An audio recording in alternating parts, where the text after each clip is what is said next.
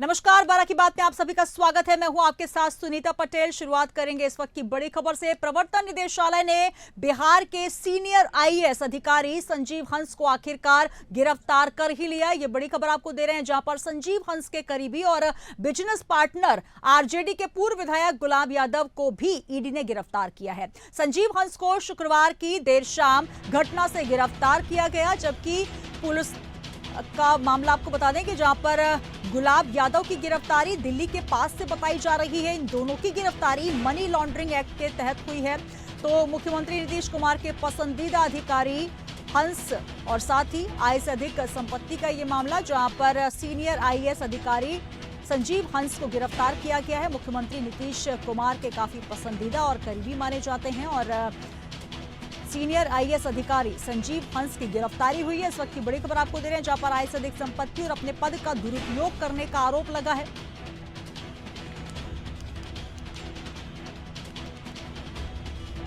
तो senior IAS अधिकारी संजीव हंस को गिरफ्तार कर लिया गया है। संजीव हंस के करीबी और बिजनेस पार्टनर आरजेडी के पूर्व विधायक गुलाब यादव को भी ईडी ने हिरासत में लिया है।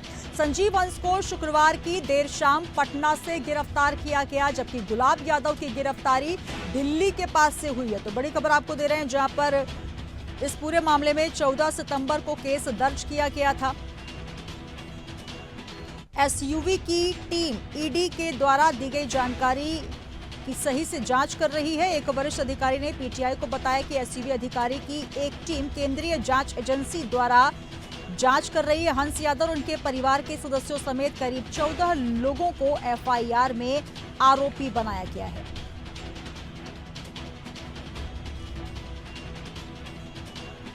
तो बड़ी खबर आपको दे रहे हैं, जहां पर संजीव हंस बिहार कैडर के ऐसे पहले आईएएस अधिकारी हैं जिन्हें ईडी ने गिरफ्तार किया है। ये बड़ी खबर आपको दे रहे हैं, जहां पर संजीव हंस बिहार कैडर के पहले अधिकारी जिनको ईडी ने हिरासत में लिया है।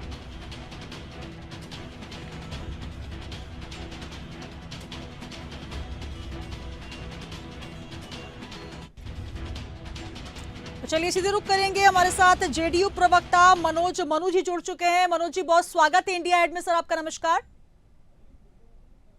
जी नमस्ते सुनीता जी। देखिए, जो भी आया हुआ है और सरकार भी पूरी तरह से इनके ही पक्ष में काम कर रहे हैं कि जो लोग भी भ्रष्टाचार के आरोप हैं जिनके भी ऊपर, और कोई भी एजेंसी अगर काम कर रही है तो उस पर कोई हस्तक्षेप नहीं होता है, जो कि सामने आपको देखने को मिल रहा है। जी मनोज, जिस तरीके से संजीव हंस जो बिहार कैडर के पहले आईएएस अधिकारी हैं, उन पर पद के दुरुपयोग का भी आरोप लगा है मनोज जी, और साथ ही आय से अधिक संपत्ति का भी मामला, और लगातार इसको लेकर अब जो पतासाजी की जा रही है, 14 से अधिक लोगों के नाम इसमें शामिल किए गए हैं। क्या लगता है ईडी जो छापामार कार्रवाई कर रही है, क्योंकि कई आरोप लग रहे हैं और संजीव हंस नीतीश जी के भी काफी करीबी और पसंदीदा माने जाते हैं। आखिर तमाम आरोपों को लेकर क्या कुछ बयान सरकार की तरफ से क्या कहेंगे सर?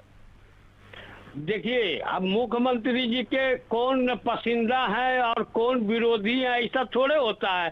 जो भी आईएएस हैं यहाँ पर आए हुए हैं, काम कर रहे हैं, तो उनके काम के अनुसार उनको देखा जाता है। संजीव हंस जी जिस विभाग में थे वहाँ काम कर रहे थे, अब भीतर से उन्होंने क्या कर रहे थे ये तो मुख्यमंत्री जी के सामने तो नहीं हो रहा था कि वो इस तरह के काम कर रहे हो।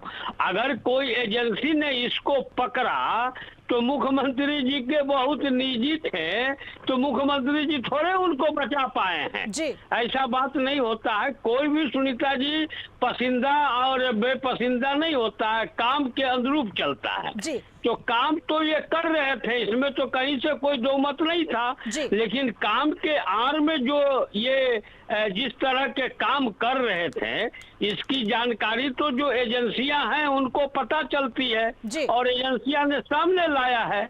जी मनोज जी, लेकिन लंबे अरसे से पोस्टिंग जो उनको मिलती रही है, महत्वपूर्ण पोस्टिंग मिलती रही, लंबे अरसे से ये भी लगातार बात उठती रही है कि जो जो पसंदीदा डिपार्टमेंट रहे उनमें पोस्टिंग हुई, और साथ ही बिजली कंपनी में भी लंबे समय से कमान संभाले हुए हैं। क्या अभी तक जिस तरीके से वो पद का दुरुपयोग कर रहे हैं, ये आरोप लग रहे हैं, साथ ही आय से अधिक संपत्ति के कई मामले उन पर दर्ज हुए, क्या अभी तक सरकार में रहते हुए इस पर ध्यान किसी का क्यों नहीं गया? अब सीधे सीधे ईडी के हस्तक्षेप के बाद ये स्पष्ट हो पाया कि कितने लंबे समय से तमाम जो आरोप लगे हैं उन पर कितनी सच्चाई है। सबसे बड़ा ये भी सवाल कि जिस तरीके से जेडीयू की सरकार होते हुए एक बड़े अधिकारी जो कि आईएएस कैडर के अधिकारी हैं वो पद का दुरुपयोग कर रहे हैं, ये सीधे सीधे ईडी ने आरोप लगाया है। तो आखिर सरकार इस मामले में पहले कुछ क्यों संज्ञान नहीं ले पाई सर?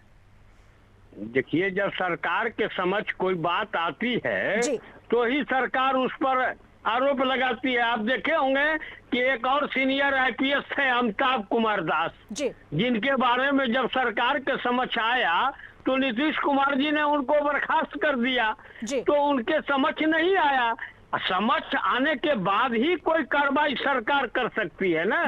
ईडी के पास भी जब वो उठाई है, जब मामले उसके पास गए होंगे, जानकारी मिली होगी, तो वो चूंकि बिहार के अंदर संजीव हंस का कोई मामला नहीं पकड़ाया, जो भी पकड़ाया है वह आउट ऑफ बिहार पकड़ाया है। तो हो सकता है कि इसको लेकर सरकार की जो एजेंसियां हैं उनके समझ नहीं आया होगा, लेकिन अगर कोई भी मामला सामने आता है तो वो उस चीज को दिखाते हैं। और उनका संबंध राजद के विधायक रह चुके नेता से था, तो आदमी का संबंध किसी से हो सकता है, उसके लिए कोई शिकायत नहीं रहती है। लेकिन अगर उनका यही निवेश अगर बिहार के अंदर होता तो सामने आ गया होता। जी बिल्कुल मनोज जी, जिस तरीके से विधायक गुलाब यादव आरजेडी के पूर्व विधायक रहे हैं, उनके साथ बिजनेस पार्टनर रहे संजीव हंस, और साथ ही एक संवैधानिक पद पर रहते हुए बिजनेस पार्टनर तो ठीक है, लेकिन सबसे ज्यादा यहाँ पर अपने पद का दुरुपयोग करते हुए फायदा और लाभ पहुंचाने का भी आरोप लगा है। क्या कहेंगे इस मामले में? क्योंकि अगर आप किसी संवैधानिक पद में हैं तो आपकी जिम्मेदारी ज्यादा हो जाती है, आपकी जो एक आपके ऊपर जो वॉच होता है जनता से लेकर सरकार का वो भी होता है। आप कह रहे हैं कि अभी तक आपके संज्ञान में ये मामला नहीं आया, लेकिन अब ईडी का हस्तक्षेप हुआ है, तो इस पूरे जो एक्शन लिया गया है ईडी के द्वारा, इसको कितना सही आप मानते हैं? क्योंकि लगातार ईडी पर ये आरोप लगते रहे हैं कि जो भी सरकार का पसंदीदा होता है उस पर ईडी पहले शिकंजा कसती है, या फिर जिस तरीके से तमाम विपक्षी दल भी आरोप लगाते रहे, लेकिन आप इस कार्रवाई को कितना सही मानते हैं? देखिए, विपक्षी दल का काम होता है आरोप लगाना, उनके बातों को हम नहीं कह सकते हैं, लेकिन अगर ईडी किसी को भी गिरफ्तार करती है या किसी पर भी जांच करती है तो गिरफ्तार करने से पूर्व वो पूरी तरह से जांच कर लेती है। तो ईडी ने जांच किया है और जांच करने के बाद इनका पाया है। अब बिहार सरकार को मैंने पूर्व में ही कहा ना कि इनका अगर कोई ठौर ठिकाना, इनका काम बिहार के अंदर हुआ रहता तो सरकार के अंदर में होता। अब इनका काम बाहर में है, और वो भी एक विधायक जी के जो रह चुके हैं और कद्दावर नेता आरजेडी के रहे हुए हैं, उनका बहुत पुराना बिजनेस चल रहा है। अब उनके बिजनेस में कौन क्या पार्टनर हैं ये तो हमारा काम नहीं था देखने का।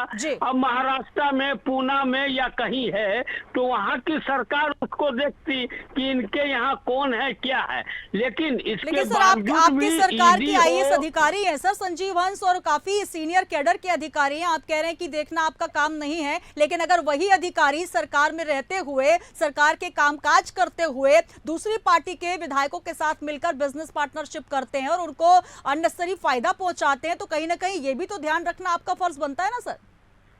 नहीं, फायदा वो पहुंचा रहे थे ऐसी तो कोई सामने नहीं आया ना। ये उनको कहाँ फायदा पहुंचा रहे थे?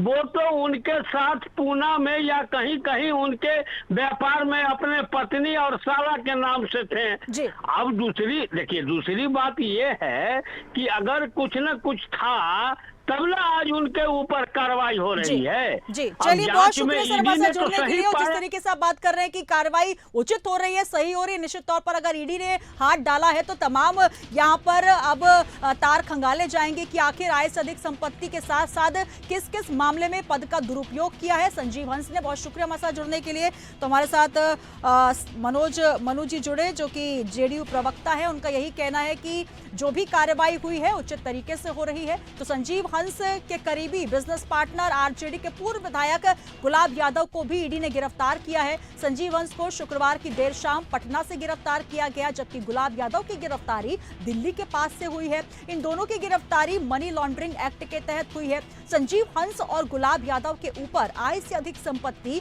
और अपने पद का दुरुपयोग करने का भी आरोप है। संजीव हंस के पटना आवास पर शुक्रवार को पूरे दिन ईडी की टीम मौजूद रही, तो वहीं आखिरकार देर शाम उन्हें गिरफ्तार कर ही लिया गया। उधर गुलाब यादव को दिल्ली के एक रिसोर्ट से गिरफ्तार किया गया है। संजीव हंस को बिहार के मुख्यमंत्री नीतीश कुमार के पसंदीदा आईएएस अधिकारियों में गिना जाता है। उन्हें नीतीश सरकार में लंबे वक्त से महत्वपूर्ण पोस्टिंग भी मिलती रही है। और आपको बता दें कि इस पूरे मामले में आईएएस अधिकारी को ईडी ने अब गिरफ्तार किया है और ऐसे पहले कैडर के अधिकारी हैं जिनको सीधे ईडी द्वारा गिरफ्तार किया गया।